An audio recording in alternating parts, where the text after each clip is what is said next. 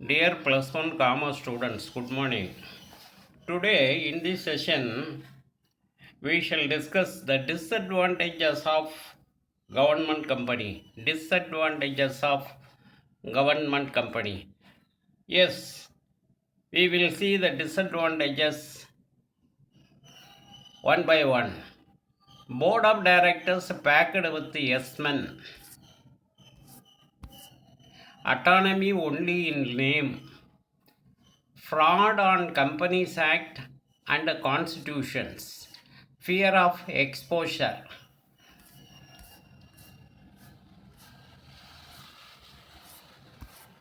lack of expertise in deputationists, selfish functioning. These are the disadvantages. Now let us see the examples for government company. Coal India Limited, headquarters Kolkata. Company logo கொடுத்துருக்காங்க. Steel authority of India limited, headquarters Delhi, logo கொடுத்துருக்காங்க. அதே மாதிரி Tamil Nadu state transport corporation limited, headquarters Chennai. Gas authority of India limited, GAIL, headquarters New Delhi. Okay. The first disadvantage is board of directors packed with yes men. ஆம் சொல்லி பழகிய இயக்குநர்கள், எல்லாம் தலையாட்டி இயக்குநர்கள். அரசாங்கம் இயக்குநர்களை நியமிக்கிறதுனால அரசு நிறுவனத்தினுடைய இயக்குநர்களை அரசாங்கம் பெரும்பான்மையான பங்குகளை 51% ஷேர் கேபிட்டல் வாங்கியிருக்கிறதுனால அரசாங்கம் தான் இயக்குநர்களை நியமிக்கிறது, அரசு அதிகாரிகளை நியமிக்கிறது. அந்த இயக்குநர்களாக இருக்கிறவங்க என்ன செய்வாங்க, அரசினுடைய திட்டங்களுக்கெல்லாம், அரசினுடைய கொள்கைகளுக்கு எல்லாத்துக்கும் ஆமாசாமி தலையாட்டிடுவாங்க. On the board of directors of a government company, there are government appointed directors, government being the major shareholder, who are yes men of the government. They are unable to run the company in a business like manner. அதை ஒரு தொழில் ரீதியாக அவங்க நடத்த மாட்டாங்க, வணிக ரீதியான போக்கு இருக்காது. அரசு நிறுவனங்களில் அரசால் நியமிக்கப்படும் இயக்குநர்கள், ஏன்னா அரசு பெரும்பான்மையுள்ள பங்குதாரராக இருக்கிறதுனால பெயரளவுக்காக அரசு ஆம் சொல்லி பழகியவர்களை இயக்குநர்களாக நியமிக்கும்.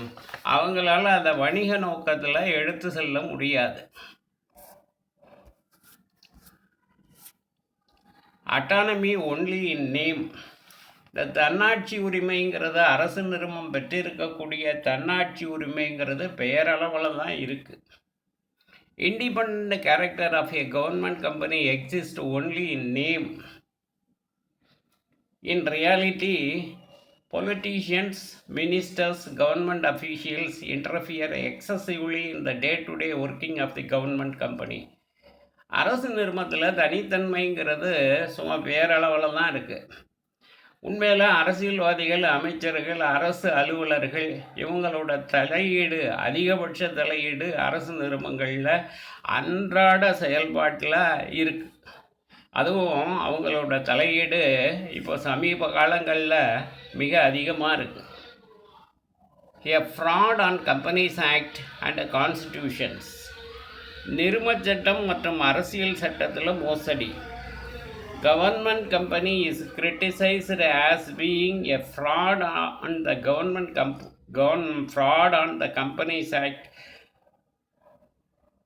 and on the Constitution. Government company is criticized as being a fraud on the Companies Act and on the Constitution.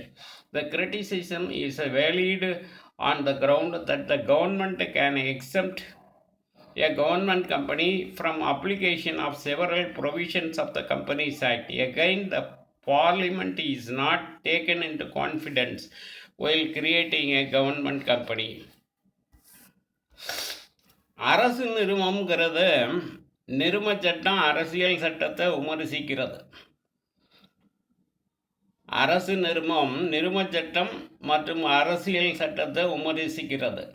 நிரும சட்டத்தினுடைய விதிகளுக்கு விலக்கு பெறுகிறது. நிரும சட்டங்களில் சில பிரிவுகளில் அரசாங்கமே அதற்கு விதிவிலக்கு அளிக்கிறது.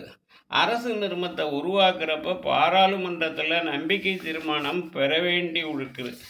இதுவும் குறைபாடாக கருதப்படுகிறது. ஃபியர் ஆஃப் எக்ஸ்போஷர் பயத்தினுடைய வெளிப்பாடு. த annual report of the government company is placed before the parliament state legislature. The working of the company is exposed to press criticism. Therefore, management of the company often gets demoralized and may not take initiative to come out with the implement something innovative. அரசு நிறுவனங்களோட ஆண்டு தணிக்கை அறிக்கை பாராளுமன்றம் சட்டமன்றத்தில் சமர்ப்பிக்கப்படுகிறது. இதோட செயல்பாடு பத்திரிகைகளில் விமர்சிக்கப்படும். அதனால் எந்த புதிய முயற்சியும் புதுமையும் இல்லாமல் இது அப்படியே தொடக்கத்தில் எப்படி இருந்துச்சோ அப்படியே இருக்கிறது. மாற்றங்கள் எதையும் செய்வது கிடையாது. ஏன்னா விமர்சனத்துக்குள்ளாகிறதுனால மாற்றங்கள் செய்யாமல் இருக்கிறாங்க. Then the fifth one is a lack of expertise in deputationist. நிபுணத்துவங்கிறது இங்கே ரொம்ப குறைவாக இருக்கும். The key personnel of a government company are often deputed from government departments. These deputationists generally lack expertise and commitment, leading to lower operational efficiency of the government company. அதிகாரிகள் அரசு துறையிலிருந்து அரசு நிறுவனங்களுக்கு பணி மாறுதலில் வருகிறாங்க. அவர்கள் திறமையின்றி இருக்கிறாங்க அல்லது குறைந்த செயல்திறமை பெற்றவராக இருக்கிறார்கள். Then the last disadvantage is selfish functioning, சுயநலப்போக்கு. The government company works neither for the government nor for the public at large. It serves the personal interest of the people who works in the company and who dictate policies of the company. அரசு நிறுவனங்கள் அரசாங்கத்திற்காகவும் பொதுமக்களுக்காகவும் பெரிய அளவில் பணியாற்ற வேண்டியிருக்கு. அரசு நிறுவனங்கள் அரசாங்கத்துக்காகவும் பொதுமக்களுக்காகவும் பெரிய அளவில் பணியாற்ற வேண்டியிருக்கு.